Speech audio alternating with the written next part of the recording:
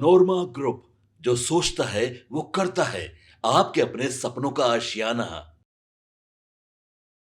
देखिए, बिहार विधानसभा चुनाव करीब है, जिसको लेकर ही सियासत गरमा गई है। और सबसे बड़ा पेंच जो फंसा है एनडीए के भीतर, वो है सीट शेयरिंग पर। बीजेपी और जेडीयू दोनों बराबरी पर खड़े रहना चाहते हैं। दोनों 100-100 सीटों पर लड़ना चाहते हैं।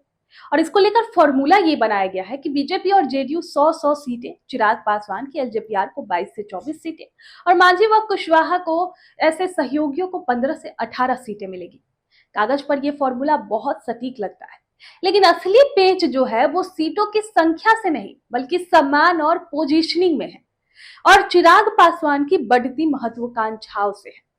चिराग पासवान इस चुनाव में एनडीए की सबसे चर्चित चेहरा बन गए हैं। 2020 चुनाव में उनकी पार्टी ने अकेले मैदान में उतरकर एनडीए को बड़ा नुकसान पहुंचाया था। और वहीं 2024 लोकसभा चुनाव में उन्हें 28 लाख से ज्यादा वोट, 6.47% मिले, जिससे उनका आत्मविश्वास और बढ़ गया है। यही वजह है कि इस बार वे एनडीए में बराबरी का दर्जा चाहते हैं, सिर्फ छोटे सहयोगियों का रोल नहीं। उनकी सबसे बड़ी मांग है कि 22 से 24 सीटें हो। दूसरा ये कि समझौतों का ऐलान पीएम मोदी और नीतीश कुमार के साथ साझा मंच से हो। और तीसरा ये कि एनडीए उन्हें छोटा भाई नहीं बल्कि बराबरी का पार्टनर दिखा। देखिए, चिराग पासवान पिछले कुछ महीनों से बार बार बयान बदलते रहे हैं। 13 जुलाई जब उन्होंने कहा था कि एनडीए का हिस्सा नहीं हूं, 14 अगस्त को जब उन्होंने कहा था सम्मान नहीं मिला तो अकेले रहेंगे, 29 जुलाई को कहा एनडीए में रहते हुए पार्टी स्वतंत्र है, 26 जुलाई को उन्होंने कहा पीएम मोदी पर भरोसा जताया लेकिन जोड़ा की सम्मान चाहिए, 12 जुलाई को जनता और विकास को असली मुद्दा बताया, 10 जुलाई और 6 जुलाई को खुले तौर पर कहा सभी सीटों पर अकेले चुनाव लड़ सकते हैं। यानी उनकी रणनीति यहां पर साफ है दोस्तों, कभी सख्त तो कभी नरम बयान देकर एनडीए पर प्रेशर बनाए रखना। अब बीजेपी और जेडीयू ने तय कर लिया है कि इस बार वे बराबरी पर लड़ेंगे। पिछले चुनाव का सबक दोनों को याद है। 2020 में जेडीयू 115 सीटों पर उतरी और सिर्फ 43 सीटें जीत पाई, जबकि बीजेपी 110 सीटों पर उतरी और 74 सीटें जीतकर बड़ी ताकत बनकर उभरी। इसलिए अब दोनों पार्टियां जो है वो 100-100 सीटों से नीचे आने को तैयार नहीं है। मांझी की पार्टी हम ने भी साफ कहा कि अगर सम्मानजनक सीटें नहीं मिली तो 100 सीटों पर अकेले चुनाव लड़ेंगे। हालांकि उन्होंने कहा है कि वो समझौते के लिए तैयार है, जो एनडीए तय करेगा वो उसी पर, उतना ही सीट पर लड़ेंगे। उधर उपेंद्र कुशवाहा भी अपने हिस्से की सीटों पर अड़े हुए हैं। यानी एनडीए में सिर्फ चिराग ही नहीं बल्कि छोटे दल भी सम्मान की मांग पर टिके हुए हैं। सीटों का हिसाब किताब तो कहीं ना कहीं तय हो जाएगा, लेकिन चिराग की असली डिमांड है पब्लिक स्टेज पर बराबरी का सम्मान। वो चाहते हैं कि समझौते की घोषणा खुद पीएम नरेंद्र मोदी और सीएम नीतीश कुमार उनके साथ मंच साझा करके करें।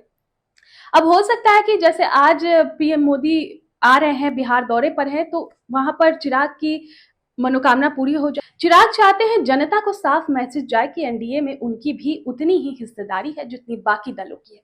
अब सबसे बड़ा सवाल ये है, क्या मोदी और नीतीश चिराग को वो सम्मान देंगे जिसकी वे मांग कर रहे हैं?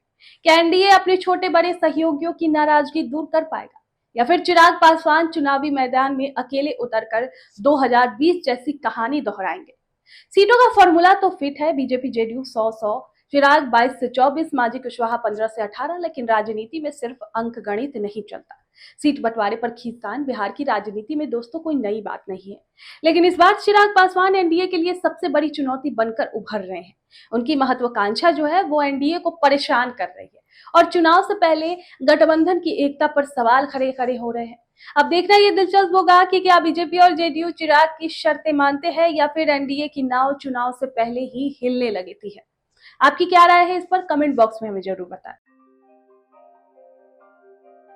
आपके सपनों को हमने सजाया है, ई होम्स पैनोरामा को हमने बनाया है। ई होम्स मेरा एक सपना था जिस पे मैं पिछले 4 साल से काम कर रहा था। हमने जो बनाया है वो सबने है माना। ई होम्स पैनोरामा में हो आपका भी आशियाना। और फाइनली हमने 2021 में इस प्रोजेक्ट को लॉन्च किया। बहुत लोग अप्रिशिएट कर रहे हैं कि पूर्णिया जैसे शहर में, बिहार के, एक तो बिहार की बात करें उसमें भी पूर्णिया जैसे छोटे जगह में इस तरह का लाइफस्टाइल देना, ये सुन के हम लोगों को बहुत अच्छा लगता है। ई होम्स में हमने कुछ और भी किया है, जैसे हम जिस जगह में रह रहे हैं हमारे फैमिली सिक्योर हो, उनको सिक्योरिटी का ध्यान में रखा है। आपकी सुविधा और सुरक्षा आपके लिए खास है, ये आपका विश्वास है। इसमें आर्टिफिशियल इंटेलिजेंस का 7 लेयर सिक्योरिटी का हमने इस्तेमाल किया है। लस ग्रीन कैंपस को बनाया है, यदि हमारा बाउंड्री वाल है तो वो वर्टिकल गार्डन है।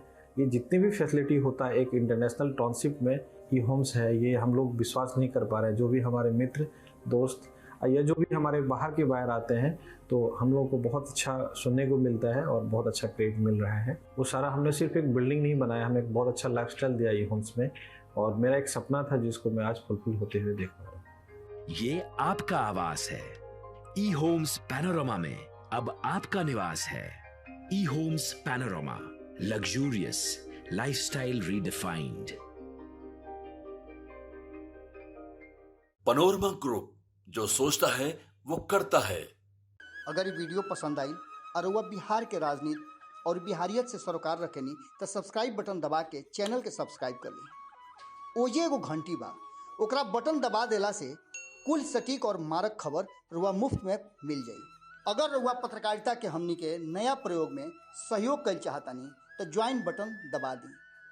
पेटीएम नंबर नोट कर ली 9386 816 700।